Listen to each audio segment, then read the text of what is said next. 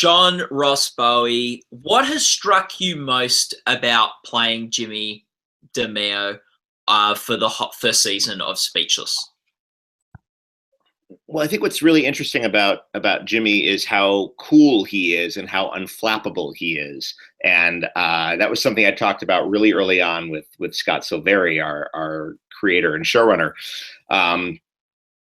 and that appeals to me because I'm not particularly cool and unflappable in my day-to-day life. So it's fun to pretend for 23 weeks that I'm this guy who lets things slide and doesn't sweat the small stuff, because in my day-to-day life I do tend to sweat the small stuff.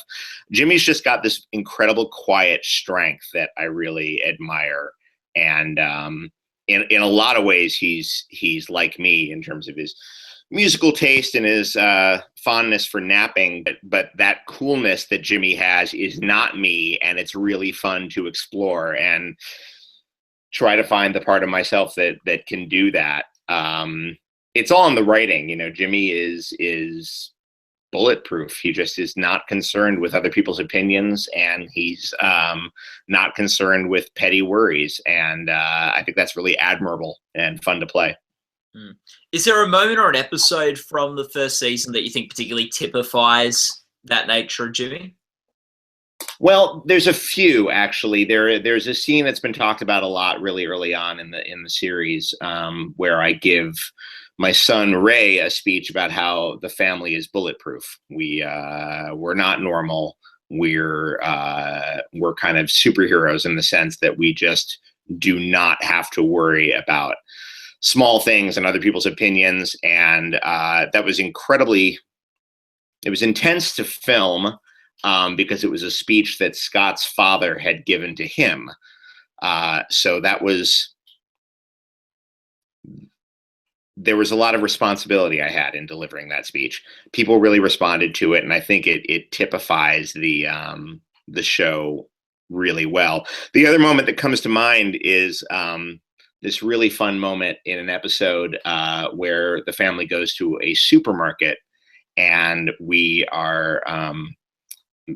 Dylan and I go on a hunt for an incredibly rare type of cola, and it turns into sort of an action movie. And it's all because Jimmy is constantly making promises and not following through on them.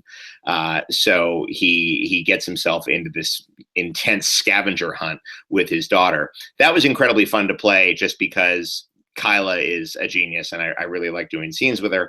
And I just loved the whole sort of action movie premise of it. Jimmy is a guy who finds adventure in day-to-day life, and that's just a really exciting character to play.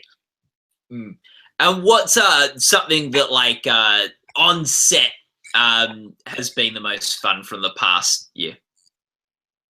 Well, it's interesting. It's a set of real professionals, and even the kids, this is not their first gig by a long shot. Everyone always jokes how Kyla has the longest resume in the cast. So there's not a lot of playing around. We sing a lot. We sing a lot more than you might expect. Even Micah. And even those of us who can't necessarily sing that well. Minnie's got a really beautiful voice. Cedric's got a really beautiful voice. But we all... show tunes and 70s yacht rock, and there's a bunch of stuff being sung between takes just to kind of keep energy and spirits up. But it's a terrific cast, man. We're really, really lucky. It's lightning in a bottle when you get 6 people who really get along and are all really good, and just to be able to play with them every day is fun. I hope we get to do more. What's the best song that someone's sung on set?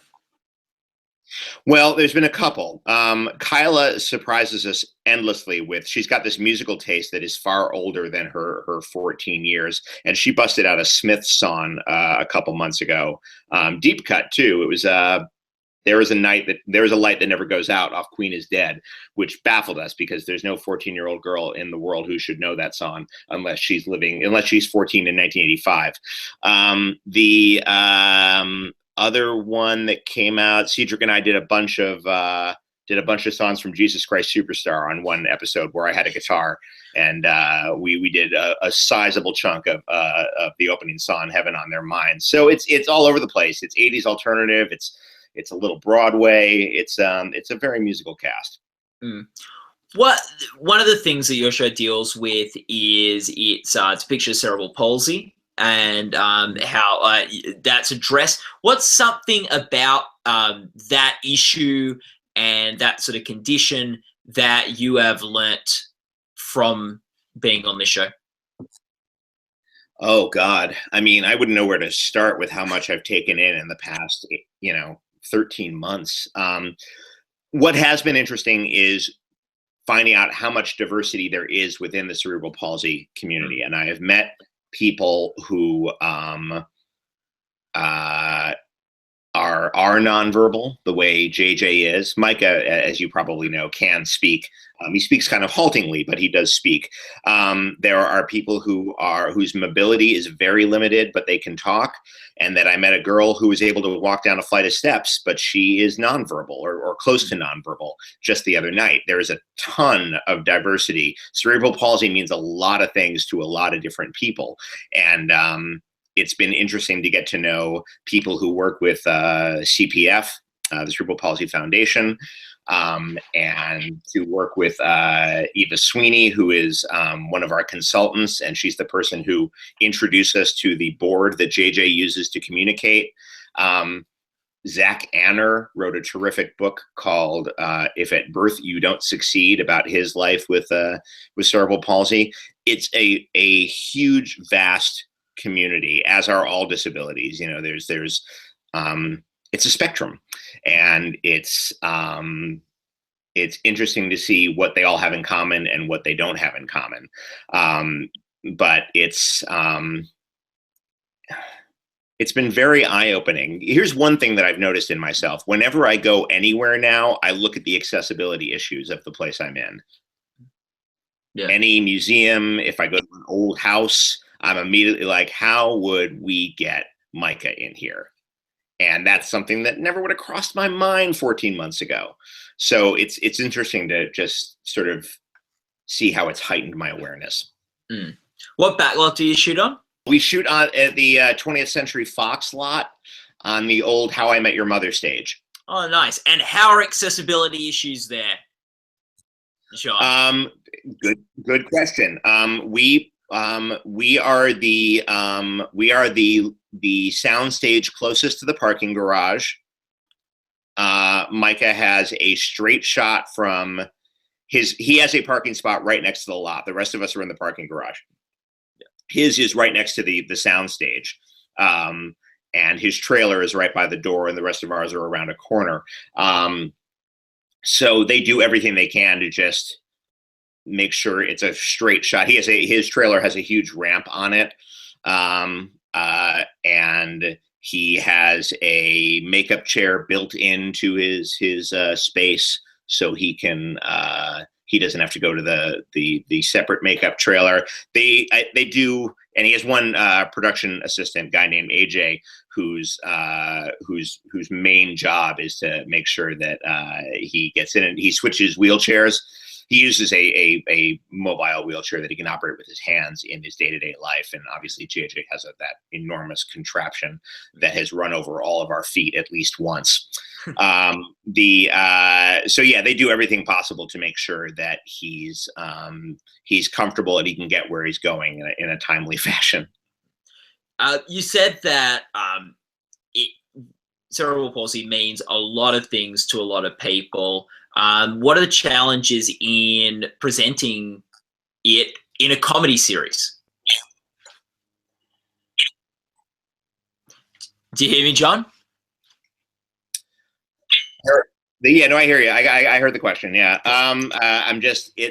You'd have to ask the writers. They're the ones who are really dealing with it. But here's what Scott Silveri said that I thought was really interesting when he started the show. He didn't want a show that was overly sentimental, like a Hallmark movie of the week, or we used to have these shows when I was growing up in the States called after school specials, which were like these little half-hour specials about like, hey kids, you shouldn't do drugs, and they were all really preachy. He didn't want it to be that, but he didn't want it to be cynical or overly tasteless or, you know, an episode of South Park. So we kind of have to, you know, thread the needle between those two extremes. You know, the challenge is writing comedy is hard no matter what your topic is. You know, writing good comedy that's why there are very few good comedies, and a lot of them get canceled. So I think what the show does very well is that it deals with living with a disability honestly.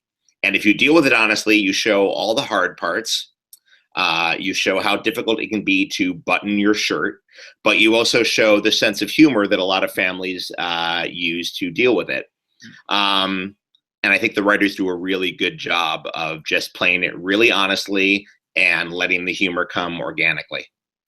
You said that good comedy is hard and writing good comedy is hard. How has your maybe work with the Improv, Upright Citizens Brigade group and things helped maybe on a show like Speechless with the comedy? Well, it helps. We don't have a ton of time to do a ton of improv on the show, and the scripts are really good. So we stick to the script most of the time.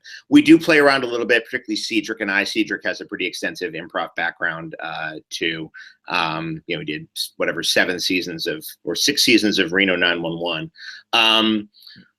The main thing that improv helps with is listening and noticing tiny little changes in performance and just staying in the moment. And that's crucial when you're working with great actors like Minnie Driver, and when you're working with Micah, who's just all nonverbal cues, and just noticing how things change from take to take and adjusting your performance accordingly. So, you know, what improv should give you is a sort of 360 awareness and an ability to hang on every word and listen to it like it's the first time you're hearing it, and that has definitely helped in the day-to-day of the show, I think. Really helps you, like with those listening skills, like it's very sort of collaborative and wanting to serve the other in the scene rather than just being about exactly you. Yeah, exactly. You know, it's you know, one of the things they teach you in a good improv class is to make sure you're supporting your partner as best as you can. And, you know, on Speechless, that's sometimes very literal when I'm, you know, say I'm moving Micah from the mat on the floor up to the chair, you know, I mean, it's a very collaborative set, and it has to be in order to work. And I think improv has made that easier for me. And one of I think your highlight episodes of the season was the Thanksgiving episode where your buddy Rob Corddry popped into the show. What was it like having him around? Try that again. It was something about the Thanksgiving episode. Yes, Thanksgiving episode. What was it like having Rob Corddry on the show with you? Oh, it was an absolute nightmare. No, Rob's great. Rob I've known for over 20 years. He was the best man at my wedding. Scott I had nothing to do with his casting, believe it or not. Scott Silveri happened to be a huge fan, and he came to me and said, hey, is it cool if I bring in Rob to play your brother? And I was like, oh, that's fantastic. That'll be a delight. And it was really fun to have him on set.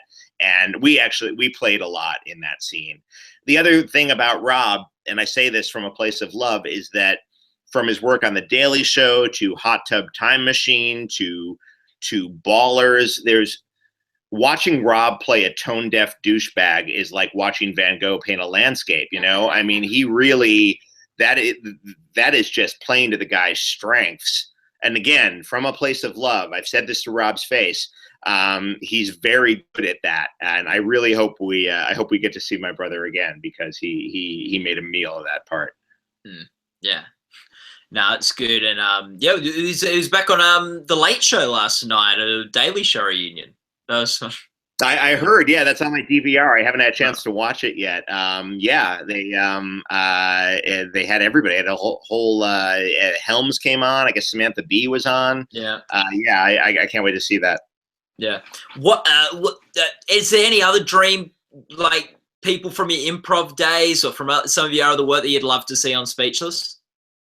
Well, I mean, in terms of people I know, there's no shortage of friends I'd love to get on the show. I've been pretty lucky. They've cast Ken Marino, Paul F. Tompkins, a lot of people I've worked with before on the show. What I'm really excited about is when we cast Minnie's parents, because God knows who that's going to be. That's going to be some fantastic old British character actor. Fingers crossed for John Cleese. But I don't know. I'm just thinking. I'm literally in my mind going through the hallways of Hogwarts, looking at the teachers and wondering which of them could play Minnie's parents. So that's my big dream, and I'll be happy with anybody that comes down the pike for that. I'm really super bummed that Rickman's not still alive. That's a drag, but cool. Any one of those the great older British actors would be a delight to have on our show. Yeah, but John Cleese is at the top. John Cleese is the dream, and he's played Minnie's dad before on Will and Grace. Yeah. So there's a precedent. There we go. That'd be pretty exciting. I mean, I was one of those weird American kids who could quote Life of Brian backwards and forwards, so I think I'd lose my mind. Yeah. I'm sorry, you were saying. No, I was gonna say is there anything that you'd like to, I guess I was going to say, is there anything you'd like to see in season 2? Like any direction you'd like your character to go, or any wish list in terms of story rather than casting? I'm sorry, one more time? Is there anything you'd like to see in season 2 of Speechless for your character? Well, it's interesting. Well, first of all, I'd like to see a season 2. Yes. My wife suggests nudity. Thank you. Get out of here. Scram. Honestly. What would I like to see in season 2? I'd like to see a season 2 first and foremost. We haven't gotten an official word yet, so my fingers are just crossed. But it's funny. We can take kind of any sitcom situation that you've seen before, and we are going to put it through the prism of a family that has a disabled child. So Thanksgiving with your annoying relatives is something that pretty much every sitcom has dealt with, but they've never dealt with the family that is annoying because they can't grasp your child's disability. And there's one amazing point where Rob asks if JJ still has cerebral palsy. So there's amazing little jokes that we get to do that nobody else gets to do. So I'm ready for absolutely, any sitcom cliche we decide to explore will become less cliche just by virtue of the fact that we're doing it. Yeah. So we can do a bottle episode where it's just a game night, or, we can